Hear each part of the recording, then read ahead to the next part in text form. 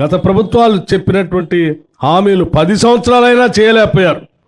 కానీ మేము 3 మాసాల్లోనే మేము ఇచ్చినటువంటి గ్యారంటీలన్నింటినీ అమలు చేసే కార్యక్రమం ముందు పోతాం.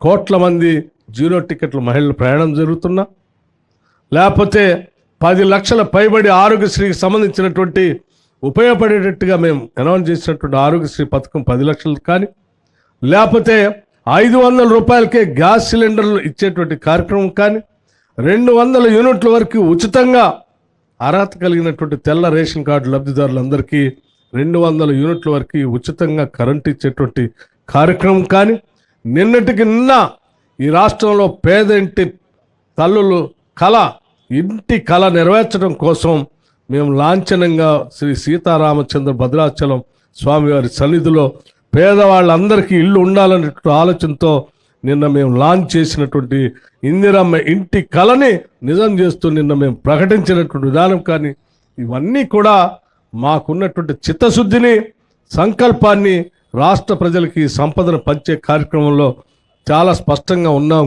కాబట్టే కేవలం ఈ 3 నెలల్లోనే మేము ఇన్ని చేయగలిగాం. భవిష్యత్తులో కూడా ప్రతి రోజుని వచ్చే ఆదాయం, ఖర్చు పెట్టే రూపాయి, ఈ రెండు కూడా ప్రతి పైసా ప్రజలకే చెందాలన్నదే మా ఆలోచన. ప్రతి పైసా ప్రజలందరూ కూడా మా కోసమే ఆడుతుంది ప్రభుత్వం అనేటువంటి ఆలోచనతో పాలన అందిస్తామని చెప్పి మీ అందరికీ సవినయంగా మనవి చేస్తూ ముగిస్తా ఉన్నాను. థ్యాంక్ యూ, ధన్యవాదాలు, నమస్కారం.